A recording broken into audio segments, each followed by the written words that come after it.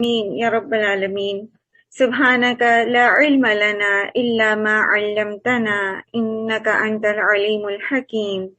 الحمد لله نحمده ونستعينه ونستغفره ونؤمن به ونتوكل عليه ونعوذ بالله من شرور أنفسنا ومن سيئات أعمالنا ومن يهده الله فلا مضل له ومن يضلله فلا هادي له ونشهد أن لا إله إلا الله ونشهد أن محمدا عبده ورسوله والصلاة والسلام على محمد وعلى آله وأصحابه أجمعين وعلى من تبعهم بإحسان من الأئمة والهداة والدعاة والأتقياء والصالحين وعلى من سلك سبيلهم إلى يوم الدين. أما بعد، فاعوذ باللہ من الشیطان الرجیم، بسم اللہ الرحمن الرحیم۔ اللہ سبحانہ وتعالیٰ کا محبوب بندہ بننے کا سفر ہم نے شروع کیا۔ آج الحمدللہ 5واں پارہ ہم سیکھیں گے۔ اس سفر میں جہاں عبادات کے بارے میں ہمیں پتہ چل رہا ہے، اخلاقیات کے بارے میں پتہ چل رہا ہے، وہیں ہمیں ہماری جو معاشرتی معاملات ہیں اس میں بھی اللہ سبحانہ وتعالیٰ میں بہترین طریقے سے رہنمائی کرتے ہیں۔ جیسے سورہ بقرہ میں ہم نے پڑھا کہ طلاق کے موضوع کو لے کر اللہ سبحانہ وتعالیٰ نے اس پر ہمیں اس چیز کا احساس دلایا کہ اگرچہ کہ یہ ایک ناپسندیدہ موقع ہوتا ہے، نفرت بھی بعض اوقات ہوتی ہے، تبھی طلاق کا موقع آتا ہے کہ انسان ایک دوسرے شخص کے ساتھ گزارا نہیں کر پاتا، اور ایسے مسائل کے باوجود آپس میں احسان کو، آپس میں ایک دوسرے کے اوپر فضل کو، یعنی حق سے آگے بڑھ کر دوسرے کے لیے عمل کرنے کو یاد رکھو۔ وَلَا تَنْسَوُا الْفَضْلَ بَيْنَكُمْ۔ تو یہ ساری تربیت ہماری اللہ سبحانہ تعالیٰ فرما رہے ہیں۔ اب اس ساری تربیت کو لے کر اس میں سے یہ نہیں کہ ٹھیک ہے ہم عبادات کے معاملے میں تو بہت پرفیکٹ ہو جائیں، اپنی نمازوں کو ہم بہت پرفیکٹ ٹائمنگ پہ پڑھنا شروع کر دیں اور روزے ہم رکھنا شروع کر دیں اور سب کچھ، لیکن جہاں بات آ جاتی ہے ایک دوسرے سے معاملہ کرنے کی، وہاں ہم بھول جائیں، وہاں ہم اپنے گرجز کو نہ چھوڑیں، وہاں ہم جو ہے وہ دوسرے کو معاف نہ کرنا چاہیں، وہاں ہم اس کے حق سے بڑھ کر دینا نہ چاہیں۔ اگر ہمارے دلوں کے اندر غل ہے، اگر ہمارے دلوں کے اندر نفرتیں ہیں، اگر ہمارے دلوں کے اندر تعصب ہے، اگر ہمارے دل کے اندر دوسرے کے لیے ناپسندیدگی ہے، تو پھر یقین رکھیے کہ وہ جو مقصد ہے جس کے حصول کے لیے ہم نے یہ سفر شروع کیا ہے، ہم قرآن کے اس مطلوب انسان کی طرف، اللہ کے مطلوب انسان کی طرف ہم بڑھنا چاہ رہے ہیں، اس بڑے مقصد کے حصول کی طرف ہم نے قدم اٹھائے، وہ ہم حاصل نہیں کر سکتے۔ تو اپنے دلوں کو صاف کرنا بہت ضروری ہے، جس کے لیے قرآن سب سے بہترین ٹونک ہے۔ اب دیکھتے ہیں، میں نے آپ سے عرض کیا تھا کہ جو تزکیہ کی شیٹ آپ کے ساتھ شیئر کی جاتی ہے سیلف اسیسمنٹ کی ڈیلی بیسس پر، اس کو لازماً پڑھیں، تو آپ دیکھیں گے ہر پارے میں سے بنیادی باتیں جو ہمارے سامنے آتی ہیں اس میں عفو و درگزر، تعلق باللہ، عبادات کو بہترین کرنے کی ضرورت ہے، آپس میں جو معاملات ہیں، چاہے وہ مالی معاملات ہیں، چاہے وہ ویسے ہمارا کسی کے ساتھ کوئی تعلق داری ہے، تو اس کے اندر اخلاص، اس کے اندر احسان، اس کے اندر عدل اور توازن، ان تمام چیزوں کے اوپر کس قدر زیادہ فوکس ہے۔ تو اللہ سبحانہ تعالیٰ سے دعا ہے کہ اللہ تعالیٰ ہم نے اس سفر پہ قدم رکھا ہے، آپ ہمارا ہاتھ تھام لیجئے اور ہمیں اس پر ثابت قدم رکھیے۔ یا مقلب القلوب ثبت قلبی علی دینک، اللہ اپنے اس راستے پر ہمارے قدموں کو جما دے، ہمارے دلوں کو جما دے، اور جہاں کہیں ہم لڑکنے لگیں، سست ہونے لگیں، کہیں پر ہم پھسلنے لگیں، کہیں شیطان کے بہکاوے میں، نفس کے بہکاوے میں آنے لگیں، تو اللہ تعالیٰ آپ ہمیں بھٹکنے نہ دیں۔ اعوذ باللہ من الشیطان الرجیم، بسم اللہ الرحمن الرحیم۔ 5ویں پارے کی ابتدا ہم نے کل سورہ نساء آیت نمبر 21 تک مکمل کیا تھا، چونکہ 5واں پارہ جہاں سے شروع ہوتا ہے تو وہ اسی موضوع کی کنٹینیوٹی ہے، تو چوتھے پارے کے آخر سے آیت نمبر 22 سے آج ہم انشاءاللہ شروع کریں گے۔ اعوذ باللہ من الشیطان الرجیم بسم اللہ الرحمن الرحیم ولا تنکحوا ما نکح آباؤکم من النساء الا ما قد سلف، اور جن عورتوں سے تمہارے باپ نکاح کر چکے ہوں ان سے ہرگز نکاح نہ کرو مگر یہ کہ جو پہلے ہو چکا سو ہو چکا۔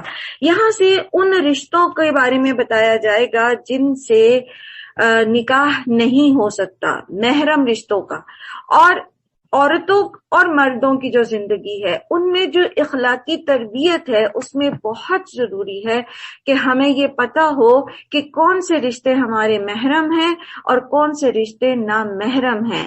اسی سے پھر وہ اخلاقی معیار ہم حاصل کر سکتے ہیں، خاص طور پر حیا کا جو اللہ سبحانہ وتعالیٰ کو مطلوب ہے۔ در حقیقت یہ ایک بے حیائی کا فعل ہے، ناپسندیدہ ہے اور برا چلن ہے، جیسا کہ کل عرض کیا تھا کہ مشرکین میں، عرب میں پہلے، اسلام سے پہلے یہ رواج تھا کہ باپ کی جو بیویاں ہوتی تھیں وہ بھی ورثے کے طور پر تقسیم کر لی جاتی تھیں۔ تو اس سے کہا جا رہا ہے کہ جو تمہارے باپ کی بیویاں ہیں جن کے نکاح تمہارے باپ کر چکے ہیں تو ان سے ہرگز نکاح نہ کرو، جو پہلے ہو چکا سو ہو چکا، تو اس معاملے کو چھوڑو، لیکن آئندہ ایسا نہیں کرنا کیونکہ یہ بہت بڑا بے حیائی کا فعل ہے اور ناپسندیدہ اور برا چلن ہے۔ تو اس سے کیا پتہ چلتا ہے کہ باپ کی جو بیوی ہے وہ محرم ہے، اس سے شادی، اس سے نکاح نہیں ہو سکتا، جس سے نکاح نہیں ہو سکتا وہ محرم رشتہ ہے، ٹھیک ہے۔ تم پر حرام کی گئی ہیں تمہاری مائیں، بیٹیاں، بہنیں، پھوپھیاں، خالائیں، بھتیجیاں، بھانجیاں، اور تمہاری وہ مائیں جنہوں نے تمہیں دودھ پلایا ہو، اور تمہاری دودھ شریک بہنیں، اور تمہاری بیویوں کی مائیں، اور تمہاری بیویوں کی لڑکیاں جنہوں نے تمہاری گودوں میں پرورش پائی ہے، ان بیویوں کی لڑکیاں جن سے تمہارا تعلق زن و شو ہو چکا ہے، ورنہ اگر صرف نکاح ہوا ہو اور شوہر اور بیوی کا تعلق قائم نہ ہوا ہو تو انہیں چھوڑ کر ان کی لڑکیوں سے نکاح کر لینے میں کوئی مواخذہ نہیں ہے، اور تمہارے بیٹوں کی بیویاں جو تمہارے صلب سے ہوں، اور یہ بھی تم پر حرام کیا گیا ہے کہ ایک نکاح میں دو بہنوں کو جمع کرو مگر جو پہلے ہو چکا سو ہو چکا، اللہ بخشنے والا اور رحم کرنے والا ہے۔ تو یہاں سے ہمیں ایک چیز اور پتہ چلتی ہے، اور وہ یہ کہ اللہ کے رسول صلی اللہ علیہ وآلہ وسلم نے یہ بتایا کہ جس طرح نسب سے حرمت ثابت ہے اسی طرح رضاعت سے بھی حرمت ثابت ہے، یعنی جیسے رضائی جو نسبی بہنیں ہیں، پھوپھیاں ہیں، خالہ، بھتیجیاں، بانجیاں، ان سے نکاح نہیں ہو سکتا، اسی طرح رضائی بہنوں، بھانجیوں، بھتیجیوں، خالاؤں اور پھوپھیوں سے بھی نکاح نہیں ہو سکتا۔ اس لیے رضاعت جو ہے یہ حرام کرنے والا رشتہ ہے، اور رضاعت ثابت کیسے ہوتی ہے؟ اگر کسی بچے نے کم از کم 5 مرتبہ دودھ پیا ہو اور اس سے اپنی بھوک مٹائی ہو، ٹھیک ہے، ایک دفعہ صرف جو ہے وہ ایک سپ لے لینے سے رضاعت ثابت نہیں ہوتی۔ بہرحال پھر جہاں کہیں موقع ہوگا تو انشاءاللہ اس کو بھی سمجھیں گے کہ رضاعت جو ہے وہ کس طرح ثابت ہوتی ہے۔ دوسری چیز یہ کہ نبی صلی اللہ علیہ وآلہ وسلم نے جہاں یہ بتایا گیا کہ خالہ اور بھانجی کو نکاح میں اکٹھا نہیں کیا جا سکتا، یہاں بتایا گیا ہے کہ دو بہنوں کو اکٹھا نکاح میں نہیں کیا جا سکتا۔ اسی طرح اللہ کے رسول صلی اللہ علیہ وسلم نے بتایا کہ خالہ اور بھانجی اور پھوپھی اور بھتیجی کو بھی نکاح میں اکٹھا نہیں کیا جا سکتا، ٹھیک ہے۔ ایسا کیوں ہے؟ کیونکہ اس سے قطع رحمی ہوتی ہے، اور قطع رحمی سے بچنا ضروری ہے، کیونکہ سوکن کا جو رشتہ ہے اس سے پھر نسبی رشتے میں ظاہر ہے ایک نفرت یا حسد یا رقابت کی فیلنگ آتی ہے، تو اس لیے اس کو اللہ کے رسول صلی اللہ علیہ وآلہ وسلم نے اس سے منع کیا۔ پھر یہاں پر کہا جا رہا ہے کہ وہ بیٹیاں، تمہاری بیویوں کی وہ بیٹیاں جنہوں نے تمہاری گود میں پرورش پائے، اور اس سے اللہ کے رسول صلی اللہ علیہ وآلہ وسلم کی سنت سے ہمیں یہ بھی پتہ چلتا ہے کہ یہ ضروری نہیں ہے کہ صرف بہت چھوٹی بچیاں ہوں، بلکہ جو بھی بیوی کی بیٹی ہے جس سے جو ہے وہ مباشرت بیوی سے کی جا چکی ہے، اس کی بیٹی سے نکاح نہیں ہو سکتا۔ کس سے نکاح ہو سکتا ہے؟ اللہ تعالیٰ کے رسول صلی اللہ سبحانہ تعالیٰ فرماتے ہیں، سورہ نساء 5ویں پارے کی ابتدا ہوتی ہے وَالْمُحْصَنَاتُ مِنَ النِّسَاءِ إِلَّا مَا مَلَكَتْ أَيْمَانُكُمْ كِتَابَ اللَّهِ علیکم وأحل لکم ما وراء ذلکم ان تبتغوا باموالکم محسنین غیر مسافحین فما استمتعتم به منہن فآتوہن اجورہن فریضہ ولا جناح علیکم فیما تراضیتم به من بعد الفریضہ ان اللہ کان علیما حکیما۔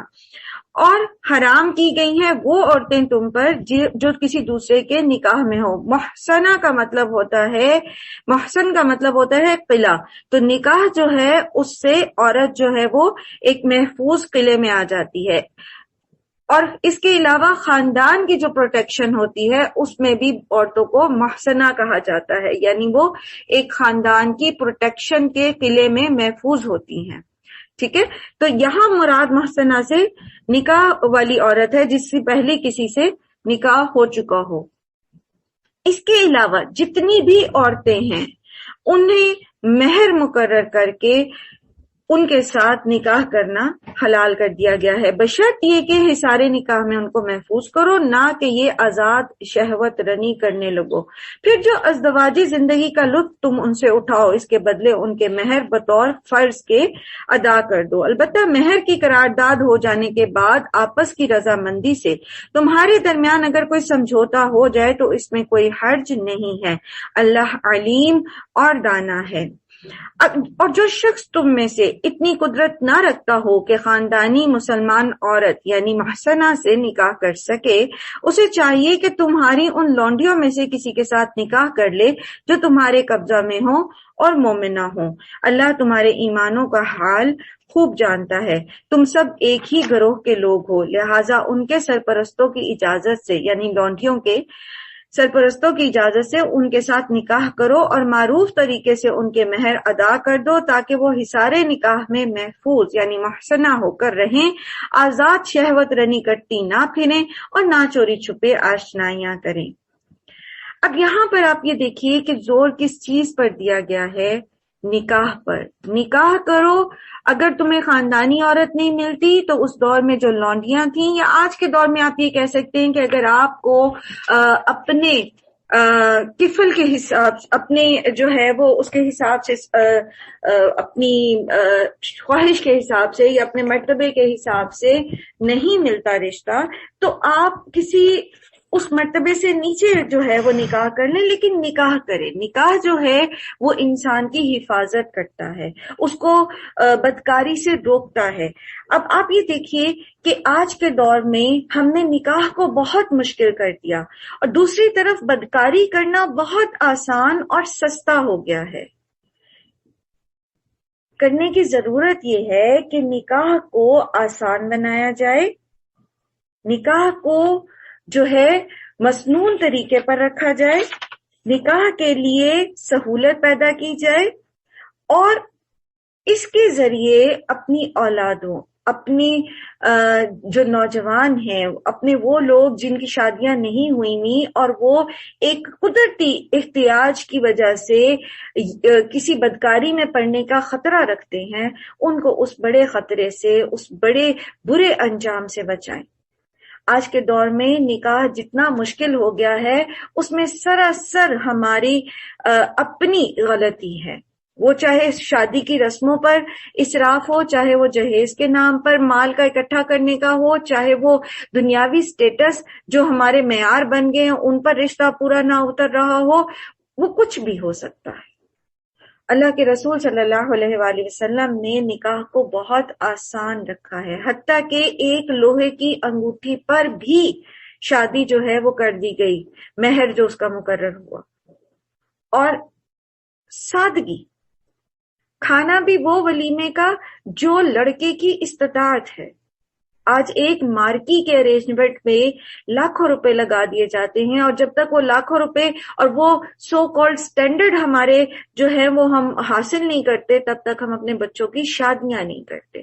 اور پھر اگر وہ اپنی عفت اور پاکیزگی کو کسی بھی چینل پر کسی بھی طریقے سے خراب کر بیٹھتے ہیں تو ہم ان کو جو ہے وہ لعن طعن کرتے ہیں یا معاشرہ ان کو ایکسپٹ نہیں کرتا۔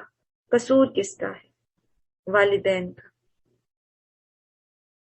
والدین کو یہ چاہیے کہ وہ اپنے بچوں کی اس نیچرل ارج کو جو اللہ تعالیٰ نے ان کے اندر رکھی ہے اس کا خیال رکھیں، اس چیز کو ذہن میں رکھیں، اور یہ نہ سوچیں کہ بس میرا بچہ تو بہت ہی اچھا اور بہت ہی نیک ہے اور اس کو تو کوئی ایسی احتیاجی نہیں، یہ قدرتی چیز ہے، ایج کے ساتھ ڈیولپ ہوتی ہے، اور مت مجبور کریں انہیں کہ وہ کوئی غلط راستہ اختیار کریں، فیسیلیٹیٹ کریں ان کو کہ وہ جائز اور حق طریقے سے اپنی اس ضرورت کو پورا کر سکیں. دس از نیچرل. آپ دیکھ رہے ہیں کہ اللہ سبحانہ تعالیٰ نے کس قدر اس چیز پہ زور دیا.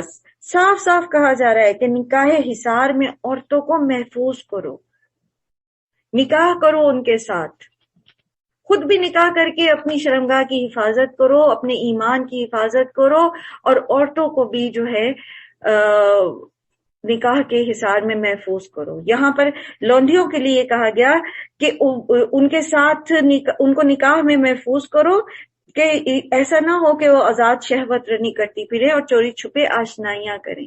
تو یہ چیز بتا رہی ہے کہ عورت میں بھی ارج ہوتی ہے، بچیوں میں، لڑکیوں میں، بیٹیوں میں بھی یہ ارج ہوتی ہے. دس از نیچرل. تو ماں باپ کو چاہیے کہ وہ خود اس چیز کا خیال رکھیں. جب وہ حصار نکاح میں محفوظ ہو جائیں اور اس کے بعد کسی بد چلنی کی مرتکب ہوں تو ان پر اس سزا کی بنسبت آدھی سزا ہے جو خاندانی عورتوں یعنی محسنات کے لیے مقرر کی گئی ہے.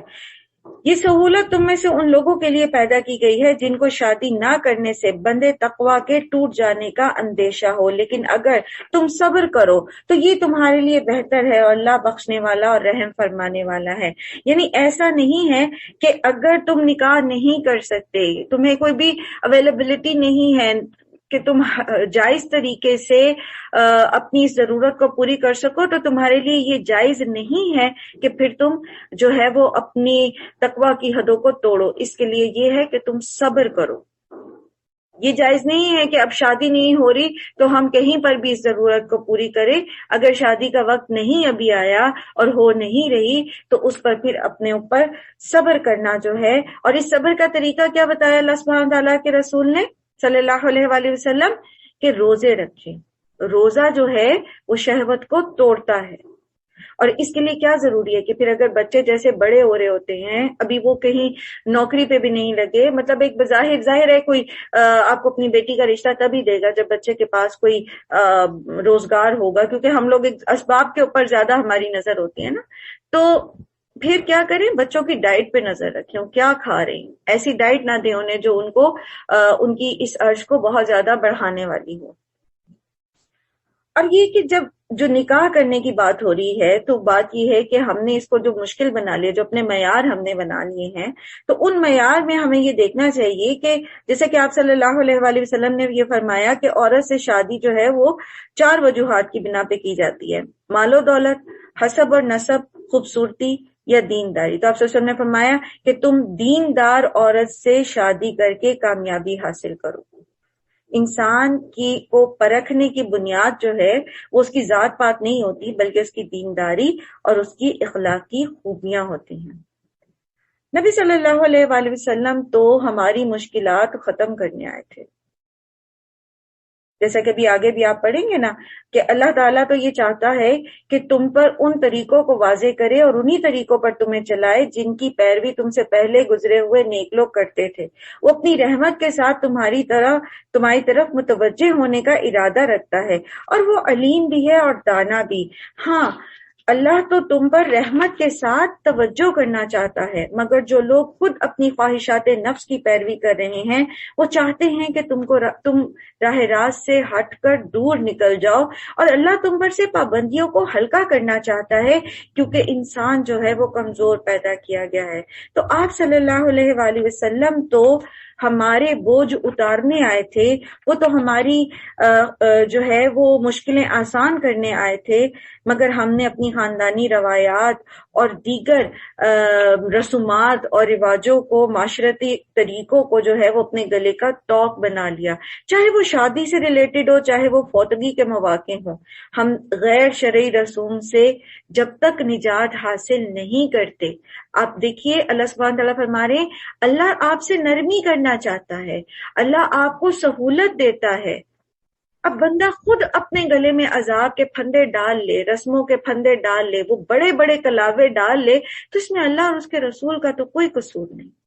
پھر اس میں جب بچوں کی شادی نہیں ہو رہی ہوتی یا ہمیں قرض اٹھانے پڑتے ہیں تو ہم شکوے شکایتیں کس پہ باندھتے؟ اللہ پہ۔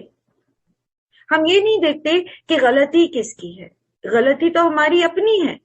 اللہ تعالیٰ نے تو یہ نہیں کہا کہ جب شادی کی ڈیٹ فکس کرنے جانی ہے تو جتنے لڑکے والے ہیں ان کو جوڑے دینے ہیں، اور جوڑے بھی کیسے دینے ہیں؟ جو اپ ٹو ڈیٹڈ ہوں۔ اللہ تعالیٰ نے تو نہیں کہا، اللہ تعالیٰ نے تو یہ نہیں کہا کہ لڑکی شادی ہو کے جا رہی ہے برات کے ساتھ تو اس کو کھانے کے ساتھ دیگیں بھی دو، صبح کو ناشتے بھی بھیجو، پھر جو ناشتے لے کے جائیں تو ان کو کپڑے بھی۔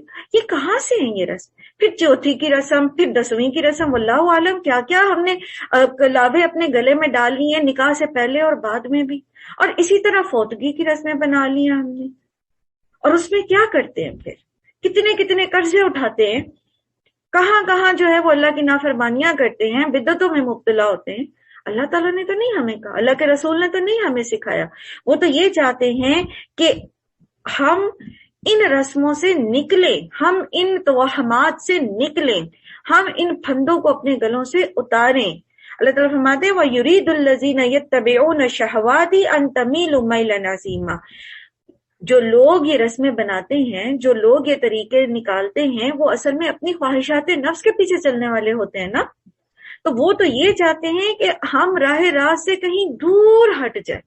آپ خود دیکھیں، ایک صرف نکاح کے موقع کو ہی دیکھیں، جتنا اس کو ہم نے مشکل بنا لیا ہے تو پھر اب دیکھیں حق سے کتنے دور ہوتے چلے جا رہے ہیں اور کتنی اللہ کی نافرمانیاں کر رہے ہیں۔ تو پھر اس کا وبال دنیا میں بھی ہم بھگتتے ہیں، اور آخرت میں تو پھر بڑا وبال ہمارا انتظار کر ہی رہا ہے۔ اللہ تعالیٰ ہم سب کو اپنی پناہ میں رکھے۔ بے حیائی، بے پردگی، اسراف اور کھلا جو ہے وہ جسے کہتے ہیں نا کہ رقص ابلیس ہماری خوشیوں کے مواقع پہ ہو رہا ہوتا ہے، نعوذ باللہ من ھذا۔ یہ کیا ہے؟ تو انسان تو کمزور پیدا کیا گیا ہے، وہ تو ان پھندوں کے ساتھ زندہ نہیں رہ سکتا۔ کچھ تو اپنی خواہش نفس کے پیچھے چل کے سروائیو کر لیں گے، لیکن میجورٹی جو ہے وہ پھر پریشان ہی ہوگی۔ اے لوگوں جو ایمان لائے ہو، آپس میں ایک دوسرے کے مال باطل طریقوں سے نہ کھاؤ، لین دین ہونا چاہیے آپس کی رضامندی سے۔ اللہ کے رسول صلی اللہ علیہ وآلہ وسلم نے فرمایا جس نے کسی مسلمان کا ناحق ایک لقمہ بھی کھایا تو اللہ عز و جل اس کو جہنم کا اتنا ہی کھانا کھلائیں گے۔ اگر کسی نے کسی کا ناحق کپڑا پہنا تو اللہ عز و جل اس کو جہنم کا کپڑا پہنائیں گے، اور اگر کسی نے کسی مسلمان کے ساتھ دکھلاوے کی جگہ پر کھڑا ہونا چاہا تو بے شک اللہ تعالیٰ قیامت کے دن اس کو ایسے ہی مقام پر کھڑا کریں گے۔ یعنی جس نے دنیا میں جو ہے وہ ریاکاری کی اور کسی کا مال جو ہے ناجائز طریقے سے کھا کر اپنا مقام بنانا چاہا تو قیامت کے دن جہنم میں وہ ایسے ہی نمایاں مقام کے اوپر کھڑا ہوگا۔ اپنے آپ کو قتل نہ کرو، ولا تقتلوا انفسکم۔ اب یہ دیکھیے یا ایھا الذین آمنوا کہہ کے ہمیں بتایا جا رہا ہے ایسا مسلمان بننا چاہیے تمہیں، ایسا بندہ بننا چاہیے، ایسا ریکوائرڈ مومن بننا ہے تم نے۔ یہ ہے وہ ریکوائرڈ کہ کیا کہ ایک دوسرے کے مال حرام طریقے سے نہ کھاؤ، ایک دوسرے کا حق نہ مارو۔ اور اس میں حق مارنے میں پھر کیا کیا آ جائے گا؟ وہی وراثت میں بھی حصہ مارنا، ناپ تول میں کمی کر کے دوسرے کو نقصان پہنچانے کی کوشش کرنا، ملاوٹ کر کے نقصان پہنچانے کی کوشش کرنا، رشوت کے ذریعے کسی کا حق مارنا، یہ سارے پھر اس کے اندر آ جائیں گے۔ اور اپنے آپ کو قتل نہ کرو۔ اپنے آپ کو قتل کرنے میں کیا کیا آ جاتا ہے؟ خودکشی، سب سے پہلے تو خودکشی، پھر اولاد نفس، اولاد کا قتل اولاد، ٹھیک ہے۔ پھر اسی طرح جو ہے وہ قتل اولاد میں پھر کیسے کیسے آ جائے گا، جیسے پیدائش کے بعد بچے کو قتل کرنا یا پیدا ہونے سے پہلے ہی ابورٹ کرا دینا، ٹھیک ہے۔ تو یہ بھی اپنے آپ کو قتل کرنے میں کیسے آتا ہے کہ انسان خود اپنی نسل کو ختم کرتا ہے۔ پھر اسی طرح اپنے آپ کو قتل کرنے میں اخروی زندگی میں اپنے آپ کو برباد کر دینا بھی آ جاتا ہے. یعنی اخروی زندگی میں دنیا میں ایسے اعمال نہ کرو کہ تمہاری آخرت میں جڑ کٹ جائے، وہاں پر تم ہمیشہ کے لیے برباد ہو جاؤ. اور بالخصوص جو قتل نفس کی بات ہے، خودکشی کی، تو نبی صلی اللہ علیہ وآلہ وسلم نے فرمایا تم میں سے پہلے لوگوں میں سے ایک آدمی کو پھوڑا نکلا، پھر جب اس کو بہت تکلیف ہوئی تو اس نے ترکش سے تیر نکال کر اس کو چیر دیا اور خون بند نہ ہونے کی وجہ سے مر گیا. اللہ تعالیٰ نے فرمایا میں نے اس پر جنت حرام کر دی. تو یاد رکھیے خودکشی کرنے والا ہمیشہ جہنم میں رہے گا. لوگ خودکشی کرتے کیوں ہیں؟ کیونکہ وہ اپنے رب کو پہچانتے نہیں ہیں، وہ مایوس ہو جاتے ہیں. شیطان ان کو رب کی رحمت سے مایوس کر دیتا ہے. شیطان کہتا ہے اب اس کے آگے راستہ ہی کوئی نہیں. اگر اس ایک شخص نے تمہاری طرف سے منہ موڑ لیا تو تمہاری زندگی ختم. اگر فلاں سبب ختم ہو گیا ہے تو تمہاری زندگی ختم. اگر تمہارے بچوں کو فی الحال رزق نہیں مل رہا، تمہیں فاقہ آ گیا ہے، 2 دن کا فاقہ آ گیا، 3 دن کا فاقہ آ گیا، بس اب تو تمہارے لیے کوئی وے آؤٹ ہی نہیں، اب تو تم مر ہی جاؤ اور اپنے بچوں کو بھی قتل کر دو. شیطان اللہ سے بندے کو مایوس کر دیتا ہے. جب ہمیں اپنے رب کی پہچان نہیں ہوتی تو پھر ہم خودکشیاں کرتے ہیں. جن کو اپنے رب کی پہچان ہے نا، وہ مصیبت میں صبر کرتے ہیں اور انہیں پتہ ہے لا یکلف اللہ نفسا الا وسعها، اللہ تعالیٰ نے مجھے اس سے زیادہ آزمانا نہیں ہے. اور ان مع العسر یسرا، اگر تنگی ہے تو آسانی بھی کہیں قریب ہی ہے. میں صبر کروں گا تو مجھے بڑا اجر ملے گا. اور میرے لیے اللہ تعالیٰ نے، اگر میں اللہ پر توکل کروں گا تو اللہ مجھے وہاں سے دے گا جہاں سے مجھے امید بھی نہیں ہے. تو وہ مرتا نہیں ہے، پھر وہ خودکشی نہیں کرتا. خودکشیاں کیوں کی جاتی ہیں؟ کیونکہ لوگوں کو اللہ پر اعتبار نہیں ہے، وہ اپنے رب کے بارے میں بدگمان ہیں. پھر اللہ تعالیٰ فرماتے ہیں ان اللہ کان بکم رحیما، تم اپنے آپ کو قتل نہ کرو، یقین مانو اللہ تمہارے اوپر مہربان ہے. جو شخص ظلم اور زیادتی کے ساتھ ایسا کرے گا اس کو ہم ضرور آگ میں جھونکیں گے، اور یہ اللہ کے لیے کوئی مشکل کام نہیں ہے. اگر تم ان بڑے بڑے گناہوں سے پرہیز کرتے رہو جن سے تمہیں منع کیا جا رہا ہے تو تمہاری چھوٹی موٹی برائیوں کو ہم تمہارے حساب سے ساکت کر دیں گے.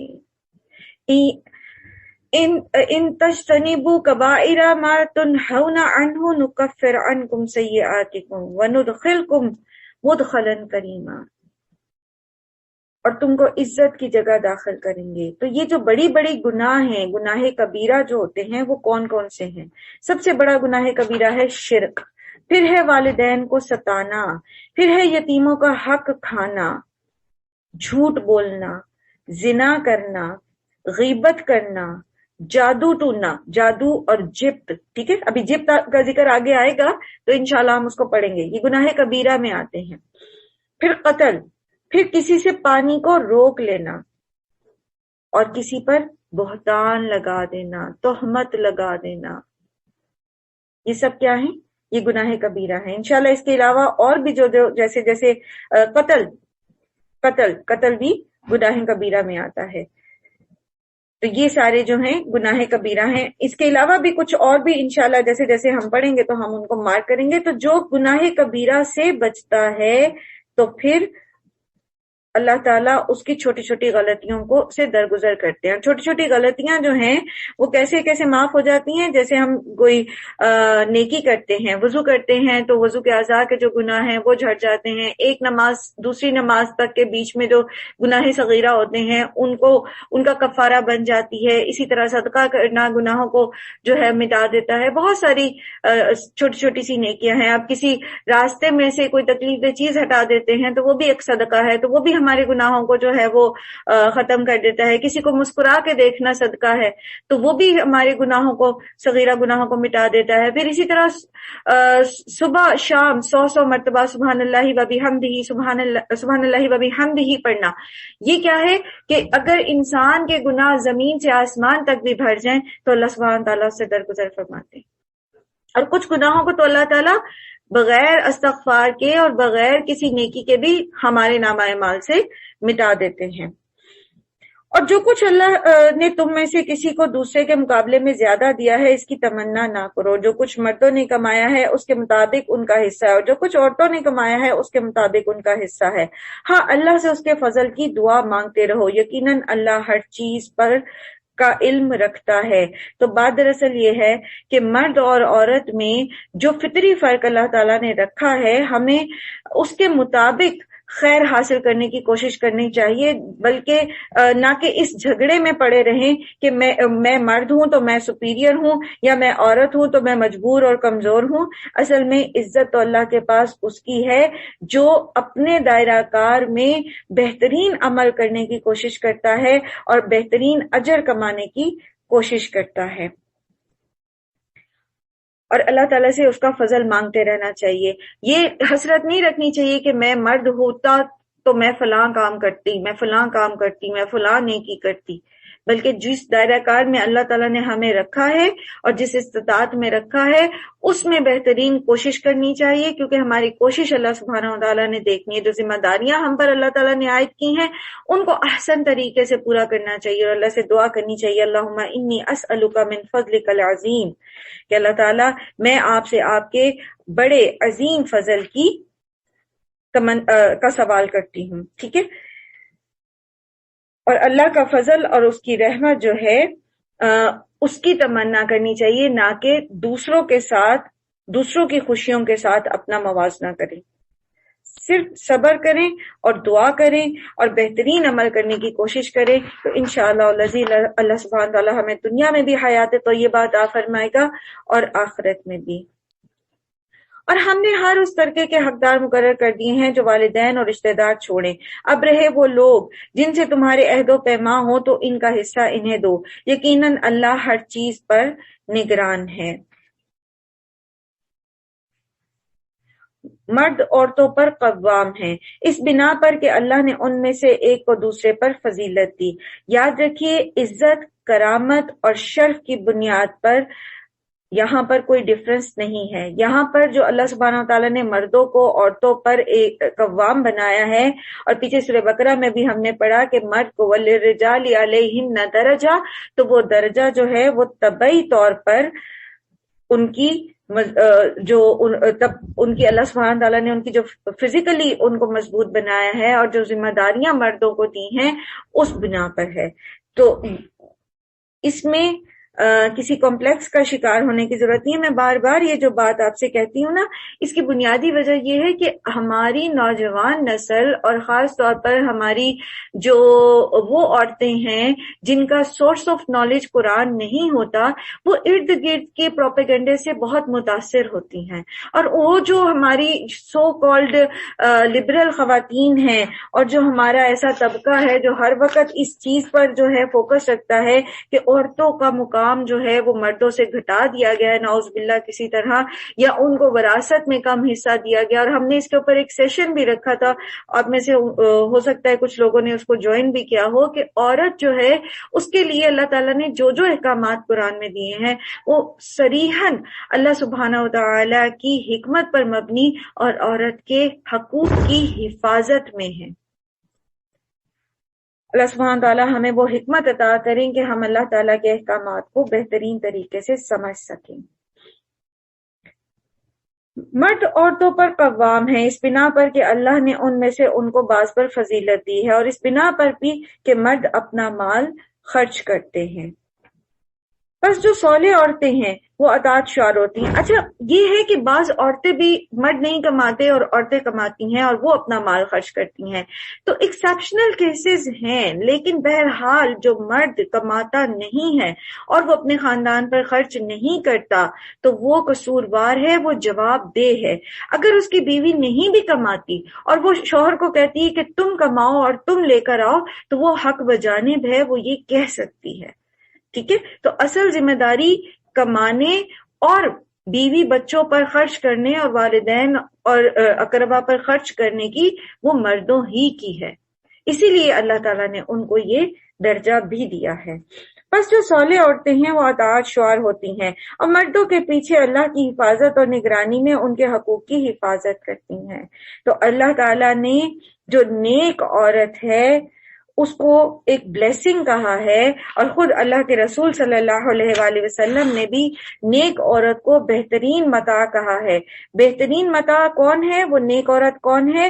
جو اپنے شوہر کی اطاعت کرتی ہے معروف میں، اللہ کی معصیت میں شوہر کی اطاعت نہیں ہے۔ اور یاد رکھیے کہ بہت دفعہ ایسا ہوتا ہے کہ شوہر تو ہمیں معصیت پر نہیں ابھار رہے ہوتے، لیکن ہماری اپنی خواہش نفس ہوتی ہے جس کے لیے ہم شوہر کے کندھے پر بندوق رکھ کے چلاتے ہیں جب اس نے ہمیں فری ہینڈ دیا ہوتا ہے، یا اگر وہ کسی جگہ ہمیں کسی اللہ کے حکم پر پابندی پر روکتا بھی ہے تو پھر ہماری خواہش نفس اس کے اندر اتنی شامل ہو چکی ہوتی ہے کہ ہم اس کو اس پہ قائل کرنے کی، اس کو مائل کرنے کی کوشش بھی نہیں کرتے۔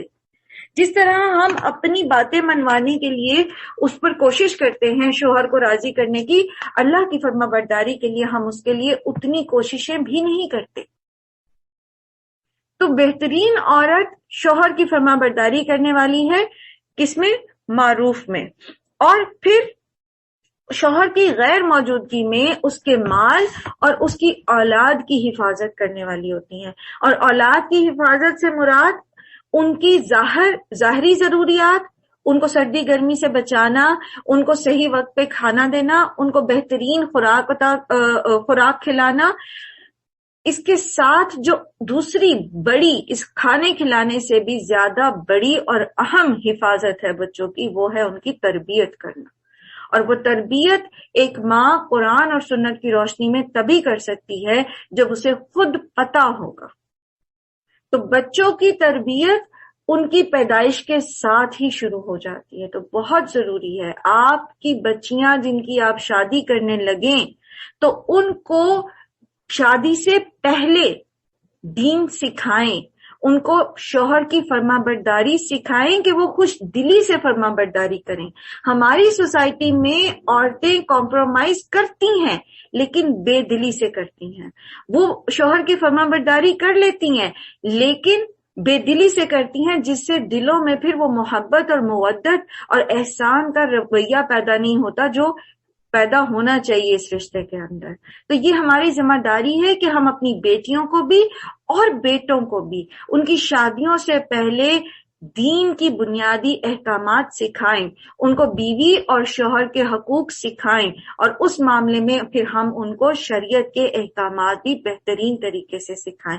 یہ ہم ماؤں کی ذمہ داری ہے، یہی ذمہ داری یہاں نگرانی اور حفاظت کے معنوں میں آ رہی ہے۔ یہ سکھانا ہماری ذمہ داری ہے، اور اگر ہمیں خود ہی پتہ نہیں ہوگا تو ہم اپنے بچوں کو کیسے سکھائیں گے اگر بچپن سے ان کی تربیت ہم نے ایسے نہیں کی۔ اور دوسری جو تربیت کا بنیادی طریقہ یہ ہے کہ اپنے بچوں کے سامنے، اپنی بیٹیوں کے سامنے اپنے شوہروں کی فرما برداری ہم خود ان کو کر کے دکھائیں۔ اگر ہم اپنے بچوں کے سامنے اپنے شوہر کے شکوے کریں گے یا اس کی کمزوریاں بیان کریں گے یا اس کے احکامات کا مذاق اڑائیں گے یا اس کی فرما برداری پہ چونچاں کریں گے تو پھر ہمارے بچے بغیر ہمارے سکھائے یہ ساری چیزیں سیکھ جائیں گے، اور جب عملی زندگی میں وہ داخل ہوں گے تو وہ اس کی ڈٹو کاپی بن چکے ہوں گے۔ بہت ضروری ہے کہ ہم ان چیزوں کو سمجھیں۔ یہ بنیادی معاشرتی احکامات جو ہیں یہ ہمیں اسی لیے دیے جا رہے ہیں تاکہ ہم وہ بہترین کام کر سکیں، ہمارے گھروں میں سکون ہو، اور اس سکون کے اندر ہم اللہ کی طرف سے جو ہمارے اوپر ایک بڑی ذمہ داری ہے، اللہ کے دین کا کام کرنا، اللہ کا دین سیکھنا اور سکھانا، ہم اس کے اوپر فوکس کر سکیں۔ جن گھروں میں لڑائی جھگڑے ہوتے ہیں، جن گھروں میں عورتیں بد زبان ہوتی ہیں، عورتیں ایک کا جواب دو دیتی ہیں یا خاموش رہنا اور صبر کرنا نہیں سیکھتی، تو ان گھروں کے اندر ایک عجیب سا ماحول ہوتا ہے، ایک بے برکتی ہوتی ہے، ایک لڑائی جھگڑا اور ایک نفسیاتی کشاکش سی ہوتی ہے جس سے کبھی بھی کوئی پازیٹیو اور بڑا کام ہم نہیں کر سکتے۔ تو اپنا فوکس جو ہے وہ اپنی زندگی کے بڑے مقصد کے اوپر رکھیں۔ تو آپ دیکھیں گے کہ بہت سارے ایسے مسائل جو عام دنیاوی عورتوں کو درپیش ہوتے ہیں، جس کی وجہ سے ان کے گھروں میں جھگڑے ہوتے ہیں یا جس کی وجہ سے وہ پریشان حال رہتی ہیں اور ان کے ذہن پراگندہ رہتے ہیں اور وہ دکھی رہتی ہیں اور وہ غموں اور پریشانی اور حزن اور ملال کی کیفیت میں ڈپریشن کا شکار ہو جاتی ہیں، آپ کو وہ پرے کاہ بھی نہیں لگیں گے۔ آپ کہیں گے یہ کیا بات ہے جس کو یہ لے کے بیٹھ گئی، یہ تو کوئی بات ہی نہیں، جسٹ موو آن۔ اور جن عورتوں سے تمہیں سرکشی کا اندیشہ ہو انہیں سمجھاؤ، خوابگاہوں میں ان سے علیحدہ رہو اور ان کو خوابگاہوں سے ان سے علیحدہ رہو اور ان کو مارو۔ اچھا یہاں پر یہ جو بات ہے نا وَاضْرِبُوهُنَّ، اس کو تھوڑا سا سمجھ لیجئے کہ یہ مار کیسی مار ہے۔ اللہ کے رسول صلی اللہ علیہ وآلہ وسلم نے فرمایا کہ چہرے پہ نہ مارو، چہرے پہ نہ مارو، چہرے پر بچوں کو بھی نہیں مارنا چاہیے، تھپڑ نہیں مارنا چاہیے۔ یاد رکھیے یہ انتہائی ناپسندیدہ فعل ہے اللہ کے پاس، ٹھیک ہے۔ اور پھر جو مار ہے ابن عباس کہتے ہیں جیسے مسواک سے مارنا ہوتا ہے نا کسی کو، ایسی مار۔ بیوی کو تلقین کرنے میں، سمجھانے میں سب سے پہلے اس کو محبت سے سمجھایا جائے گا، پیار سے۔ یہ آپ کو یہاں پر اللہ سبحانہ تعالیٰ خود بتا رہے ہیں آپ کو، ٹھیک ہے۔ پہلے ان کو کیا کیا جائے گا؟ فَعِظُوهُنَّ، نرمی سے سمجھایا جائے گا، پیار سے، محبت سے، حکمت کے ساتھ، گریجولی، تھوڑا تھوڑا کر کے۔ کیونکہ عورت جو ہے نا، اس کو اللہ سبحانہ تعالیٰ نے پسلی کی ہڈی سے پیدا کیا، آدم کی۔ تو اللہ کے رسول صلی اللہ علیہ وسلم نے فرمایا کہ اگر تم اس کو زور لگا کے سیدھا کرنے کی کوشش کرو گے نا تو اس کو توڑ دو گے، ٹھیک ہے۔ تو عورتوں کی ٹریننگ جو ہوتی ہے اس میں حکمت بہت کاؤنٹ کرتی ہے، اور یہ حکمت آپ نے اپنے بیٹوں کو سکھانی ہے، ٹھیک ہے۔ اپنے بیٹوں کو سکھائیں کس طرح محبت سے وہ اپنی بیوی سے وہ کام بھی لے سکتے ہیں جو اس کی بیوی کو بڑا ہی ناگوار ہو، حکمت سے، محبت سے، پیار سے۔ تو فرسٹ سٹیپ کیا ہے کہ اگر بیوی کی کوئی بات ناگوار گزر رہی ہے، اور یہاں نشوز کی بات ہو رہی ہے، یعنی عورت جو ہے وہ خاص عورت شوہر کے حقوق ادا نہ کرے، اس کی عزت آبرو کا خیال نہ رکھے، اس کی جو ہے وہ اس کے راز افشا کرے، اپنی ازدواجی تعلقات کو خراب کرے، تو یہ اس کی بات ہو رہی ہے، ٹھیک ہے۔ یہ نہیں ہے کہ اس نے کھانے میں نمک تیز کیا تو اٹھا لیا ڈنڈا اور اٹھا کے پھینکی ہے سالن کی پلیٹ۔ یہ اخلاقیات اسلام نے نہیں سکھائی۔ یہ جو ہمارے ہاں مردوں کا طریقہ ہے نا، یہ معاشرتی تو ہو سکتا ہے طریقہ کار کہ ہمارے انڈو پاک میں مرد جو ہیں وہ اس طرح کے کام کرتے ہیں، تو یہ وہ تو لرننگ ہو سکتی ہے، دین آپ کو یہ نہیں سکھاتا۔ اللہ کے رسول صلی اللہ علیہ وسلم کے سامنے کھانے کی کوئی چیز آتی تھی تو ان کو پسند نہیں بھی ہوتی تھی نا، تو وہ اس کے بارے میں کوئی ایسا ریئیکشن نہیں دیتے تھے۔ اگر وہ کوئی ایسی چیز آ گئی ہے جو وہ کھا ہی نہیں سکتے تو پھر وہ اس کو نہیں کھاتے تھے، لیکن اس کے اوپر کمنٹ نہیں کرتے، یہ جلا ہوا کیوں ہے، اور اس میں نمک کیوں تیز ہے، اور یہ پانی رکھنے کی تمیز نہیں ہے، اور یہ کیوں ہے، اور وہ کیوں ہے، اور اتنی دیر سے میں آفس سے آیا ہوں ابھی تک کھانا تیار کیوں نہیں ہوا۔ آپ یقین کیجئے یہ وہ باتیں ہیں جو اس خوبصورت رشتے کو خوفناک حد تک جو ہے نا وہ خراب کر دیتی ہیں، اور یہی چھوٹی چھوٹی باتیں پھر جو ہے وہ گھروں کو تباہ کرتی ہیں اور طلاق تک نوبت آ جاتی ہے۔ تو اپنے بیٹوں کو یہ حسن اخلاق سکھائیں کہ یہ چھوٹی چھوٹی باتیں، یہ چھوٹی چھوٹی باتیں ہیں۔ گھر صاف نہیں ہے تو کوئی بات نہیں، کوئی وجہ ہی ہوگی صاف نہیں ہے۔ اچھا اگر عورت کا طریقہ ہی یہ ہے کہ وہ سست ہے، کاہل ہے اور پڑی رہتی سارا دن، اول تو ایسا ہوتا نہیں ہے، لیکن چلے لیٹ سپوز ہے، تو بھی اس کو پیار سے سمجھائیں، حکمت سے سمجھائیں۔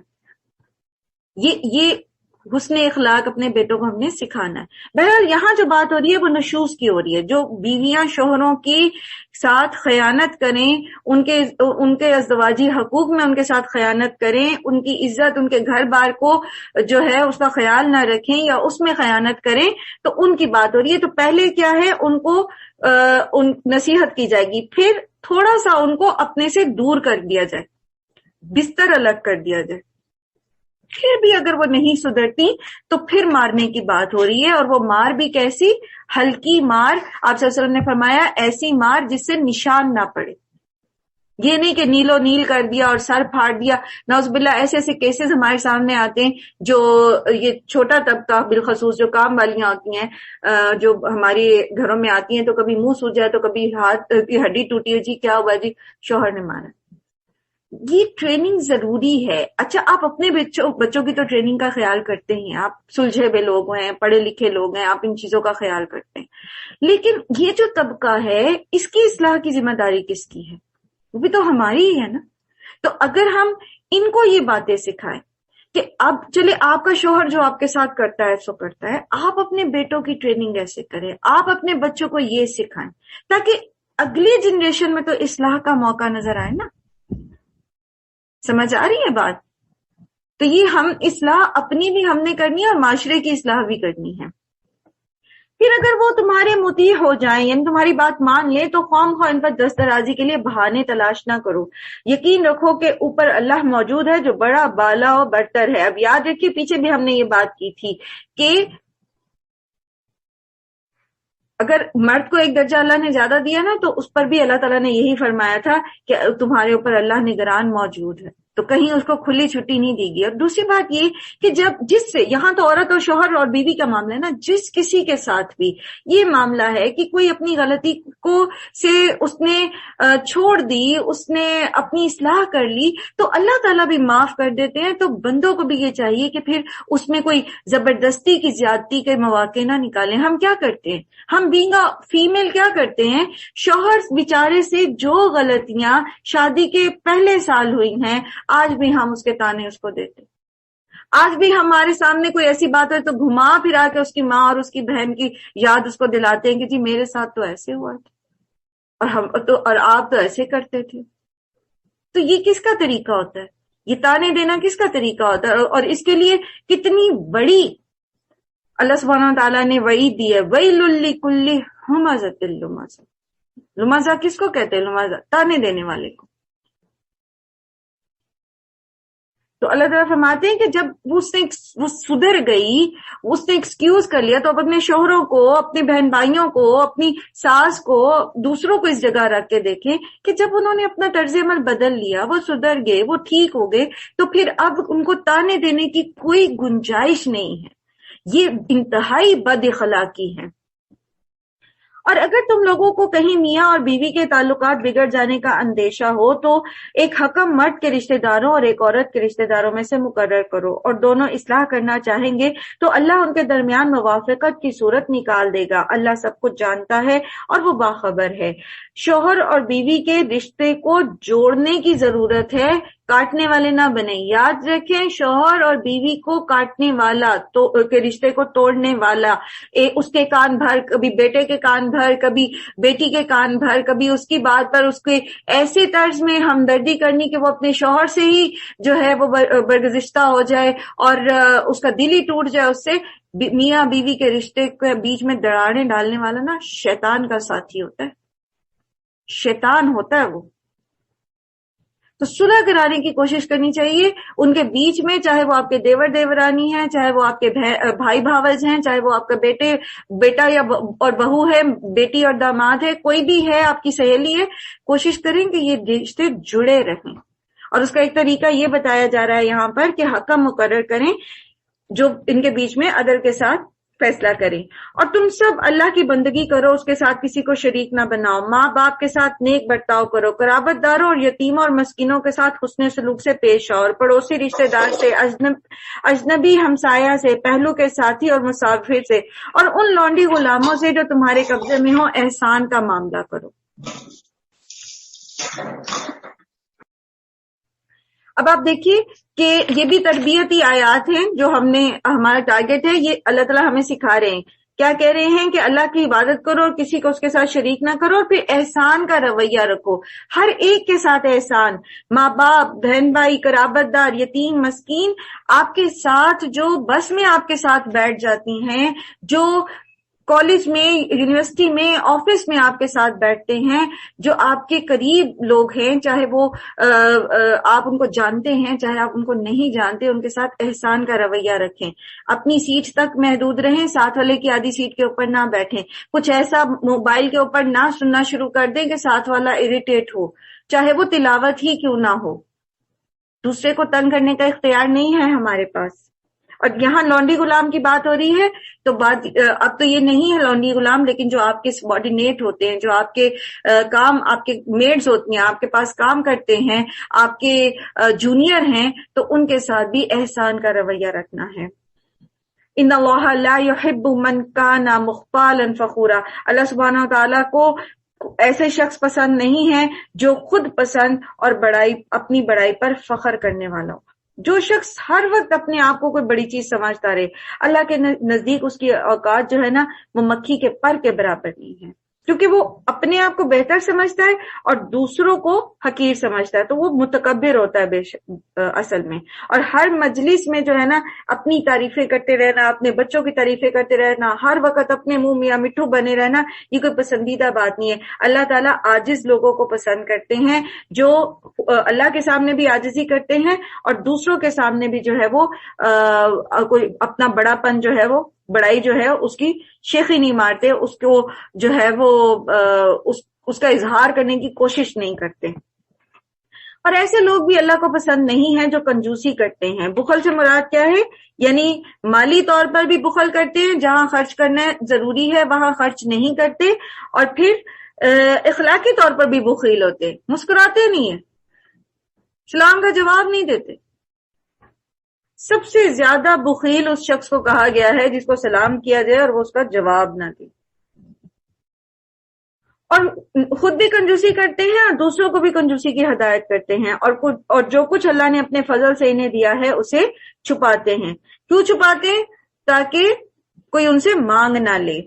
اور اب یہاں بخل جو ہے نا خاص طور پر اس سے مراد یہ ہے کہ جہاں ضرورت ہو وہاں خرچ نہیں کرتے، جہاں خرچ کرنا چاہیے وہاں پر بھی خرچ نہیں کرتے.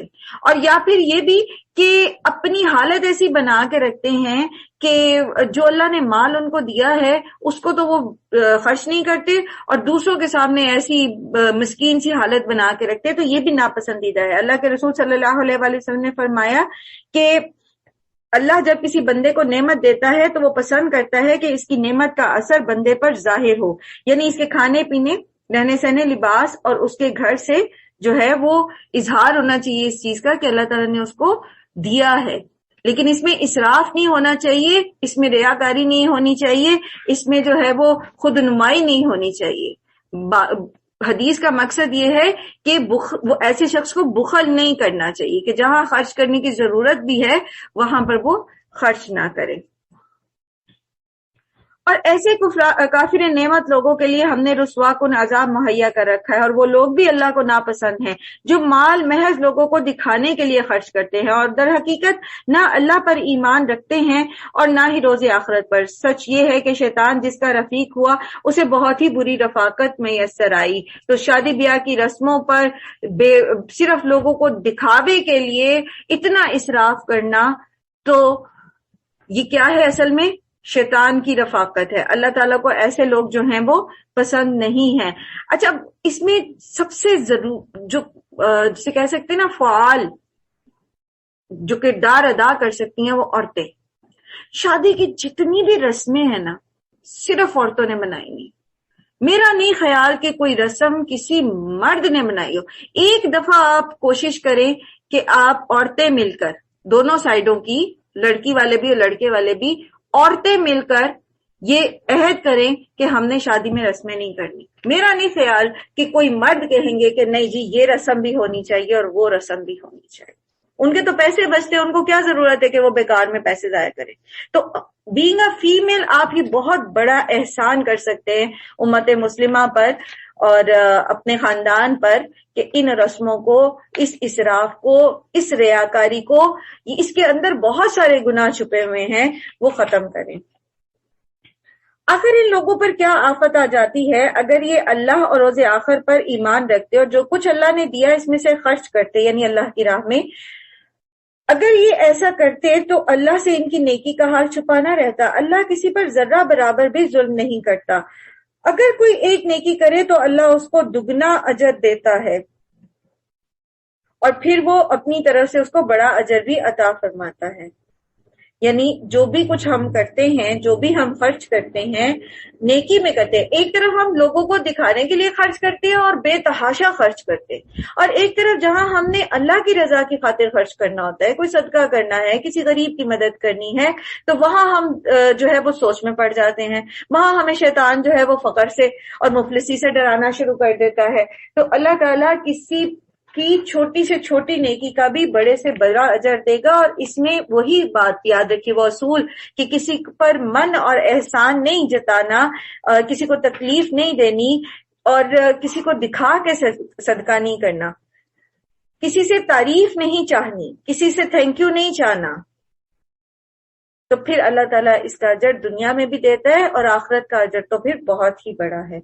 پھر سوچو کہ اس وقت یہ کیا کریں گے جب ہم ہر امت میں سے گواہ لائیں گے اور ان لوگوں پر آپ صلی اللہ علیہ وآلہ وسلم کو گواہ کی حیثیت سے کھڑا کریں گے۔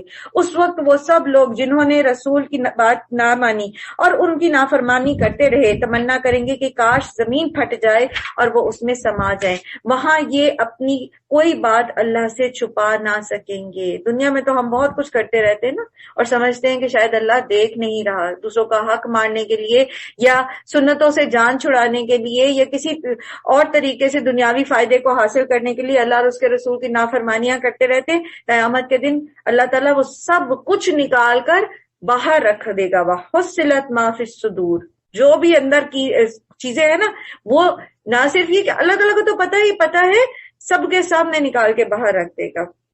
پھر اس وقت کیا حال ہوگا؟ اللہ تعالیٰ فرماتے ہیں اس وقت یہ لوگ کہیں گے زمین پھٹ جائے اور ہم اس میں دھس جائیں۔ ہمیں اس چیز کو بہت زیادہ کانشیسلی اپنی ذات کے لیے نا اس پر نگرانی کرنے کی ضرورت ہے۔ ہم کیا کچھ کرتے ہیں لوگوں سے چھپ کے، لوگوں سے تو ڈرتے ہیں، اللہ سے نہیں ڈرتے۔ ہم کیا کچھ کرتے، باریکی سے اپنا جائزہ لیجیے گا، باریکی سے ہم سب اپنا جائزہ لیں۔ اے لوگوں جو ایمان لائے ہو، کیا کہا تھا ہم نے؟ یا ایھا الذین آمنوا، جہاں بھی آ جاتا ہے سمعنا واطعنا وسلمنا۔ تو اے لوگوں جو ایمان لائے ہو، جب تم نشے کی حالت میں ہو تو نماز کے قریب نہ جاؤ۔ نماز اس وقت پڑھنی چاہیے جب تم یہ جانو کہ تم کیا کہہ رہے ہو۔ تو اس میں یہ بھی ہے کہ اگر انسان کوئی بہت ہی زیادہ نیند میں ہو اور نماز میں اس کو اونگیں آ رہی ہوں تو اس وقت پھر اس کو ایک شارٹ نیپ لے لینی چاہیے اور پھر وہ نماز پڑھے، ٹھیک ہے؟ جب تک ہمیں سمجھ نہیں آتی نا، کیونکہ نماز جو اللہ کے رسول صلی اللہ علیہ وسلم نے فرمایا لَکَ مِن صَلَاتِکَ مَا عَقَلْتَ فِیہَا، تمہاری نماز میں سے تمہارے لیے وہ ہے جو تمہیں سمجھ آئی۔ اب آپ خود ہی دیکھ لیجئے کہ ایک تو نشے کی بات ہے کہ نشے میں انسان کو سمجھ نہیں آتی بات، دوسرا یہ کہ نیند میں سمجھ نہیں آتی، تیسرا یہ کہ ہمیں پتہ ہی نہیں کہ ہم نماز میں پڑھ کیا رہے، ترجمہ بھی نہیں آتا ہم۔ اور پھر یہ کہ نمازیں جو ہیں اس میں ہم اپنے نفس کے ساتھ ہی باتیں کرتے رہتے، اللہ کا ذکر بہت کم کرتے ہیں۔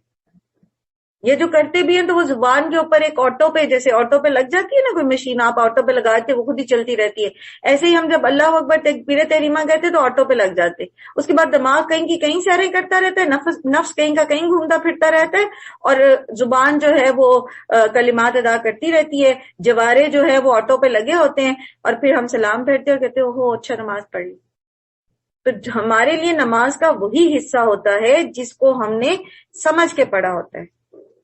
تو آپ خود دیکھیں کچھ لوگ تو نماز کا 100%، 100 کے 100 نمبر لے جاتے ہیں، کوئی 90 لے کے جاتے ہیں، کوئی 20 لے کے جاتے ہیں، اور کوئی انا للہ و انا الیہ راجعون۔ جو نمازیں ہم اپنی طرف سے ادا بھی کر رہے ہیں ان کے نمبر کتنے ملے ہیں ہمیں، یہ بھی تو دیکھنے کی ضرورت ہے نا۔ اور یہاں بالخصوص یہ بات ہو رہی ہے، اور یہ شراب کی حرمت کا دوسرا حکم ہے، ٹھیک ہے؟ نشے سے منع کرنے کے لیے موٹیویٹ کیا گیا، کیونکہ صحابہ اکرام نماز پہ تو کمپرومائز نہیں کر سکتے تھے، اور اب دن میں 5 وقت نماز پڑھنی ہے تو کس وقت وہ شراب پیے کہ اس کا نشہ جو ہے وہ ختم ہو جائے دوسری نماز تک۔ تو اس لیے یہ اللہ تعالیٰ نے گریجولی احکامات دیے تھے شراب کی حرمت کے، کیونکہ شراب کے بھی بہت خوگر تھے۔ اسلام سے پہلے یہ لوگ شراب بھی بہت شوق سے پیا کرتے تھے، تو ایک دم سے تو ختم ہو نہیں سکتی تھی وہ عادت، تو گریجولی اللہ تعالیٰ نے پھر یہ پہلا حکم سورہ بقرہ میں ہم نے پڑھا، دوسرا حکم یہ ہے۔ اور اسی طرح جنابت کی حالت میں بھی نماز کے قریب نہ جاؤ جب تک کہ غسل نہ کر لو، الا یہ کہ راستے سے گزرتے ہو۔ بعض علاقوں میں مساجد جو ہیں ان میں سے وہ ایسی ہوتی ہیں کہ 2 گلیوں کے بیچ میں ہوتی ہیں، اور ان کے بیچ میں سے گزر کے بعض لوگوں کے گھروں کا راستہ ہوتا ہے، یا پھر یہ کہ جیسے جو مسجد کے امام ہیں ان کا گھر مسجد کے اندر ہی ہوتا ہے، تو ایسے میں اگر انہیں گزرنا پڑ رہا ہے اور وہ جنابت کی حالت میں، ویسے تو آپ کو پتہ نا جہاں مصلی 5 وقت کا ہوتا ہے وہاں پر حالت جنابت میں نہیں جایا جاتا، لیکن اگر نماز کی نیت سے نہیں یا ویسے بیٹھنے کی نیت سے نہیں جایا جا رہا، صرف راستے کے طور پر گزرنا ہے وہاں سے، تو پھر اس چیز کی اجازت ہے۔ اور اگر کبھی ایسا ہو کہ تم بیمار ہو یا سفر میں ہو، یا تم میں سے کوئی شخص رفع حاجت کر کے آئے، یا تم نے عورتوں سے لمس کیا ہو، یہاں عورتوں سے چھونے سے مراد جو ہے وہ مباشرت ہے، ٹھیک ہے، تو پھر پانی نہ ملے تو پاک مٹی سے کام لو، یعنی غسل کا واجب، مباشرت کے بعد جو غسل واجب ہوتا ہے اس کی طرف اشارہ ہے۔ اور پھر اگر پانی نہیں ملتا تو پاک مٹی سے تیمم کر لو اور اس سے اپنے چہروں اور ہاتھوں پر مسح کر لو۔ تیمم کا طریقہ کیا ہے؟ مٹی پر دونوں ہاتھ مارے، پھر اس پر پھونک مارے، پھر اس کو اپنے چہرے پر ملے، ٹھیک ہے، اور پھر اپنے دونوں ہاتھوں پر مل لیں۔ پہلے بایاں ہاتھ دائیں پہ پھیریں اور دائیں ہاتھ بائیں پہ پھیریں اور پھر بایاں ہاتھ دائیں پہ پھیریں۔ یہ تیمم غسل کو بھی کافی ہے، زمین میں لوٹ پوٹ ہونے کی ضرورت نہیں ہے، یہی غسل جو تیمم ہے یہ غسل کے لیے بھی کافی ہے۔ اور جس جگہ آپ کو یہ اندیشہ ہو کہ آپ راستے میں ہیں اور آپ کو وضو کی ضرورت پیش آ سکتی ہے اور وہاں ہو سکتا ہے پانی نہ ہو، تو اپنی عادت بنا لیں اپنے ہینڈ بیگ میں تھوڑی سی مٹی، صاف مٹی، اور ہر خشک مٹی جو ہے وہ پاک ہوتی ہے، ٹھیک ہے۔ نبی صلی اللہ علیہ وآلہ وسلم نے فرمایا کہ 5 چیزیں مجھے ایسی دی گئی ہیں جو کسی امت کو، کسی نبی کو نہیں دی گئی، اور ان میں سے ایک یہ ہے کہ زمین کو میرے لیے سجدہ گاہ بنا دیا گیا اور طہارت کا ذریعہ بنا دیا گیا۔ تو مٹی ہونی چاہیے، یاد رکھیں، سیمنٹ یا چونا یا ایسی چیزوں سے جو ہے وہ تیمم نہیں ہوگا۔ جو مٹی ہوتی ہے، چاہے وہ آپ کی گاڑی کے اوپر پڑی ہوئی ہے، آپ راستے میں جا رہے ہیں اور گاڑی کے اوپر ڈھیر ساری مٹی پڑ گئی کہ آپ ہاتھ جب اس کے اوپر پھیرتے تو آپ کے ہاتھ کے اوپر سفیشینٹ وہ نظر آتی ہے، تو اس سے تیمم ہو جاتا ہے، ٹھیک ہے۔ تو ایسا بھی آپ کر سکتے ہیں کہ آپ مٹی تھوڑی سی شاپر میں اپنے ہینڈ بیگ میں ڈال لیں جو آپ لے کر باہر جا رہے ہیں، کیونکہ بعض اوقات آپ ٹریفک بلاک میں پھنس جاتے ہیں، اور وہ ایسا برا ٹریفک بلاک ہوتا ہے کہ آپ کی نماز جو ہے وہ اس کا وقت نکلنے والا ہو جاتا ہے۔ تو ایسے میں انسان پچھتائے اور عذر لے، اور اب ایک دل میں ایک تنگی آئے، پریشانی ہو کہ جی نماز نہیں پڑھی گئی، تو بہتر ہے کہ پہلے ہی انتظام کر کے نکلے، ٹھیک ہے۔ آپ ٹریفک بلاک میں ہیں، آپ وضو نہیں کر سکتے، آپ کو پانی میسر نہیں ہے، آپ تیمم کریں اور نماز پڑھ لیں۔ اور آپ وہاں کھڑے بھی نہیں ہو سکتے، یہ بھی ایک عذر ہے نا کہ آپ کھڑے ہو کے نماز نہیں پڑھ سکتے، تو قبلہ رو ہونے کی کوشش کریں، سیٹ کے اوپر ہی اپنے، اور نماز پڑھ لیں۔ اور مغرب کی طرف قبلہ ہوتا ہے، ٹھیک ہے۔ ایگزیکٹ اگر ڈائریکشن آپ کو نہیں بھی پتا، آج کل تو ویسے بھی جو ہے وہ موبائل میں ہوتا ہے قبلہ کی ڈائریکشن آپ پتا کر سکتے ہیں، نہیں بھی پتا تو آپ مغرب کی طرف جتنا منہ موڑ سکتے ہیں اپنی سیٹ کے اوپر اس طرف منہ موڑیں اور بیٹھ کے نماز پڑھ لیں، نماز کو قضا نہ کریں۔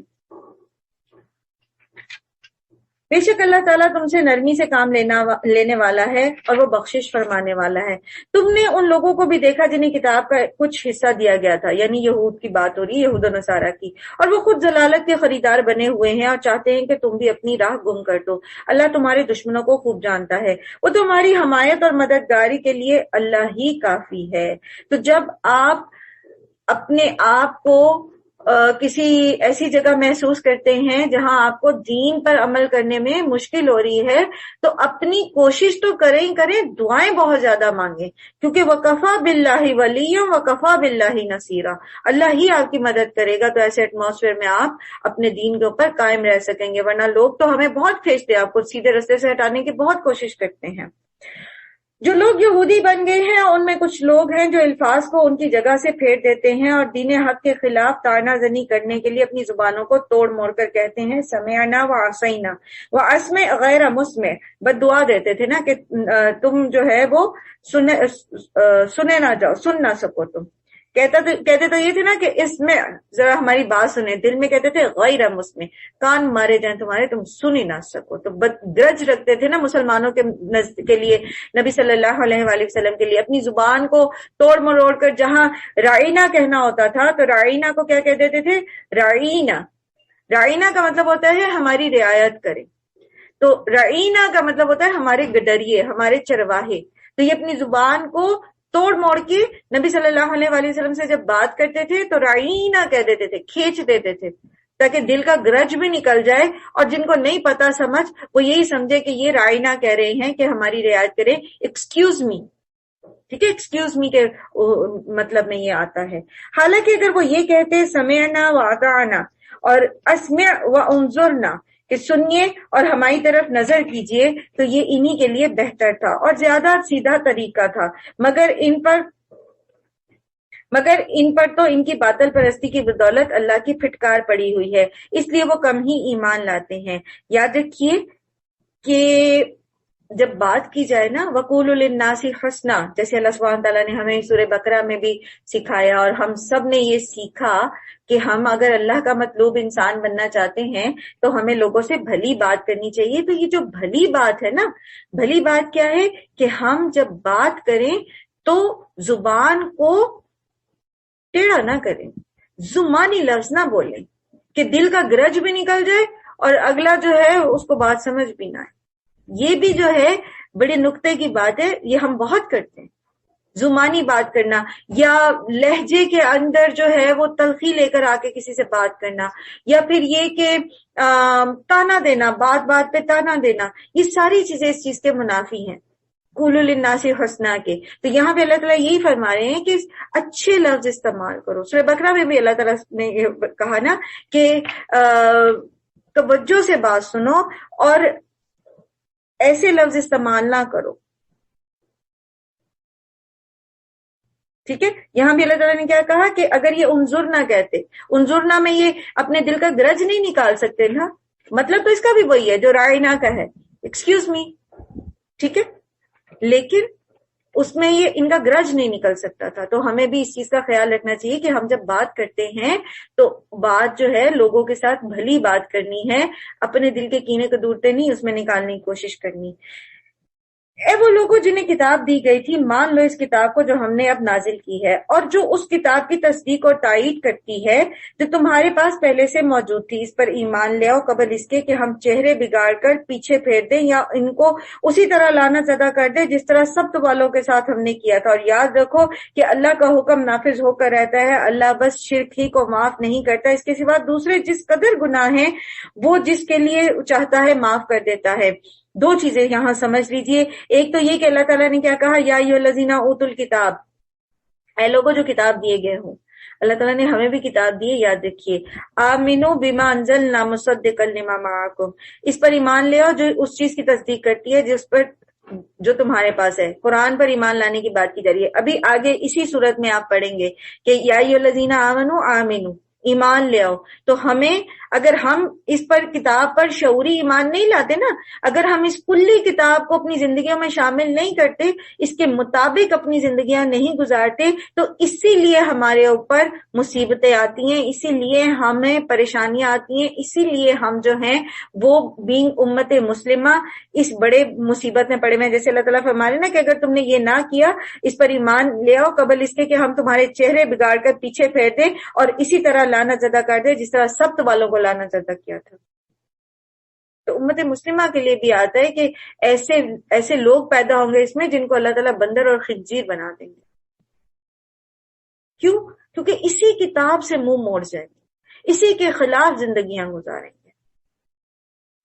اور پھر اللہ تعالیٰ فرماتے ہیں کہ اللہ تعالیٰ صرف شرک کو معاف نہیں کرے گا، اگر کوئی شخص شرک سے توبہ استغفار کیے بغیر دنیا سے چلا گیا تو پھر اللہ تعالیٰ اس کو معاف نہیں کرے گا۔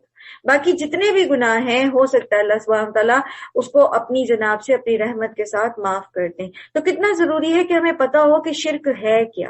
اللہ سبحانہ تعالیٰ قرآن کریم میں فرماتے ہیں فَاعْلَمْ أَنَّ اللَّهَ لَا إِلَٰهَ إِلَّا هُوَ، یہ جان لو، اچھے طریقے سے اس چیز کا علم حاصل کر لو کہ عبادت کے لائق صرف اللہ ہے، اس کے سوا کوئی معبود نہیں ہے۔ تو یہ جاننا کہ شرک کیا ہے یہ کس قدر ضروری ہے، اور اس کا سورس کیا ہے اس نالج کا، قرآن اور نبی صلی اللہ علیہ وآلہ وسلم کی تعلیمات۔ تو علم حاصل کرنا کتنا ضروری ہے۔ جہالت ایکسکیوز نہیں ہے کہ قیامت کے دن جا کر ہم اللہ تعالیٰ سے کہیں کہ یہ تو ہم نے جہالت میں شرک کر لیا، ہمیں تو پتہ ہی نہیں تھا۔ تو اس لیے استغفار بھی کرتے رہنا چاہیے کہ جو جہالت میں ہم کام کر لیں اللہ تعالیٰ ہمارا اس سے درگزر فرمائے، ہمیں ہماری اصلاح کر دے، اور اپنی اس جہالت کو دور کرنے کے لیے علم بھی حاصل کرنا چاہیے۔ اللہ کے ساتھ جس نے کسی اور کو شریک ٹھہرایا اس نے تو بہت ہی بڑا جھوٹ گھڑ لیا اور بڑے سخت گناہ کی بات کی۔ تم نے ان لوگوں کو بھی دیکھا جو بہت زیادہ اپنی پاکیزگی کا دم بھرتے ہیں، اشارہ ہے اہل کتاب کی طرف، اور اس کے بعد پھر سب کے لیے جو ہر وقت اپنے آپ کو جو ہے وہ نیک اور پارسا سمجھتے بھی رہتے ہیں اور اپنی نیکیوں کا تذکرہ بھی کرتے رہتے ہیں اور یہ چاہتے ہیں کہ لوگ ان کو بہت نیک سمجھیں. حالانکہ